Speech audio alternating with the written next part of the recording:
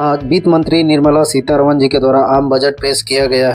ये मोदी जी के तीसरे कार्यकाल की पहला बजट है। वहीं वित्त मंत्री निर्मला सीतारमण जी के द्वारा ये 7वां बजट पेश किया गया है। तो इस बजट के माध्यम से आज देखेंगे कि किसको क्या मिला, किस सेक्टर के लिए कितना बजट अलॉट किया गया है, साथ ही कौन सी चीजें महंगी हुई है और कौन सी चीजें सस्ती हुई है, इस पर भी चर्चा करेंगे। लेकिन सबसे पहले चैनल को सब्सक्राइब करें, वीडियो को ज़्यादा से ज़्यादा शेयर करें और अगर वीडियो अच्छा लगे तो लाइक और कमेंट्स करें। 48,20,000 करोड़ का ये आम बजट अप्रैल 2024 से लागू माना जाएगा। सरकार के इस नए बजट में ग्रामीण विकास, कौशल, नौकरियों और कृषि में बढ़ावा देने के लिए विशेष ध्यान रखा गया है। आम बजट में फाइनेंशियल और नॉन फाइनेंशियल संपत्तियों पर होने वाले लॉन्ग टर्म कैपिटल गेन्स यानी दीर्घकालीन पूंजीगत लाभ पर लगने वाले टैक्स को 10% से बढ़ा करके 12.5% कर दिया गया है। आपको बता दें कि लॉन्ग टर्म प्रॉपर्टी या दीर्घकालीन पूंजीगत लाभ वो प्रॉपर्टी होता है जो 1 साल से अधिक समय तक रखे जाते हैं। कि शॉर्ट टर्म कैपिटल या अल्पकालीन पूंजीगत लाभ पर टैक्स को 15% से बढ़ाकर 20% कर दिया गया है। साथ ही डेरिवेटिव ट्रेडिंग पर लगने वाले सिक्योरिटी ट्रांजैक्शन टैक्स को भी बढ़ा दिया गया है। इस बजट के बाद वित्त मंत्री निर्मला सीतारमण जी ने कहा कि देश को बेरोजगारी की चुनौतियों से निपटने के लिए कई योजनाओं की भी घोषणा की गई है। सरकार की इस योजना में अगले 5 साल के लिए 2-2 हजार करोड़ रुपए का भी प्रावधान किया गया है। टैक्स स्लैब की बात की जाए तो 3 लाख रुपए तक के लिए कोई टैक्स देने की जरूरत नहीं है, जबकि 3 से 7 लाख रुपए इनकम वाले को 5% टैक्स लगेंगे और 7 से 10 लाख रुपए वाले को 10%, 10 से 12 लाख रुपए वाले को 15% और 12 से 15 वाले को 20%, तो वहीं 15 से ऊपर वाले को 30% टैक्स पे करने होंगे।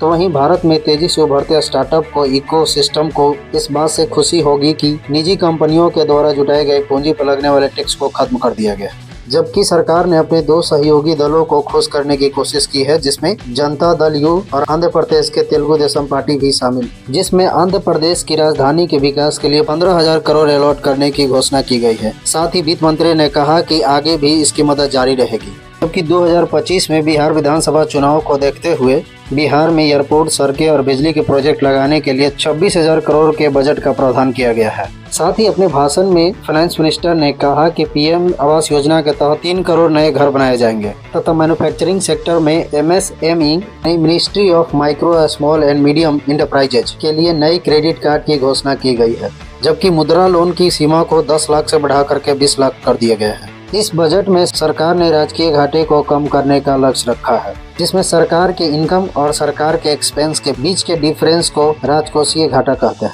यानी सरकार की आय सरकार की व्यय की तुलना में कम हो तो उसे राजकोषीय घाटा कहते हैं। राजकोषीय घाटों को 4.9% तक लाने का लक्ष्य रखा गया है, जो पहले 5.1% था। राजकोषीय घाटों पर दुनिया भर की रेटिंग एजेंसियों की निगाहें रहती है, साथ ही ब्याज दरों पर भी इसका सीधा असर पड़ता है।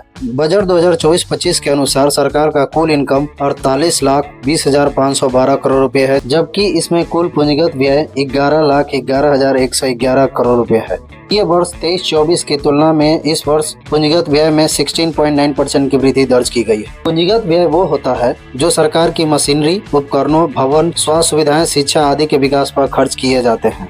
वित्त मंत्रालय के अनुसार इस पर देश का विकास दर 6.5 से 7% के बीच रह सकता है, जो कि पिछले साल 8.2% से बहुत कम है। यही नहीं, वित्त मंत्रालय के अनुमान रिजर्व बैंक, अंतर्राष्ट्रीय मुद्रा कोष और एशियन डेवलपमेंट बैंक के अनुमान से भी कम है। अगर हर क्षेत्र पर बजट अलॉट की बात की जाए तो रक्षा यानी डिफेंस के लिए 4,54,773 करोड़ रुपए अलॉट किए गए हैं, जबकि ग्रामीण विकास के लिए 2,65,808 करोड़ रुपए। वहीं कृषि के लिए यानी एग्रीकल्चर के लिए 1,51,851 करोड़ रुपए, जबकि होम मिनिस्ट्री के लिए 1,50,983 करोड़ रुपए, जबकि एजुकेशन के लिए 1,25,638 करोड़ और हेल्थ के लिए 89,287 करोड़, जबकि ऊर्जा के लिए 68,769 करोड़, सामाजिक कल्याण के लिए 56,501 करोड़ और वाणिज्यिक उद्योग के लिए 47,559 करोड़ रुपए प्रावधान किए गए हैं तथा महिला विकास मंत्रालय के लिए 26,092 करोड़ रुपए अलॉट किए गए हैं, जो पिछले साल 25,448 करोड़ रुपए। तो वहीं इस बजट में कौन से सामान सस्ते हुए और कौन से महंगे हुए हैं, अगर इस पर बात की जाए तो सस्ता हुए सामानों में मोबाइल फोन, चार्जर, सोना चांदी, कैंसर की दवा, सोलर पैनल और सोलर सेल, इलेक्ट्रॉनिक व्हीकल।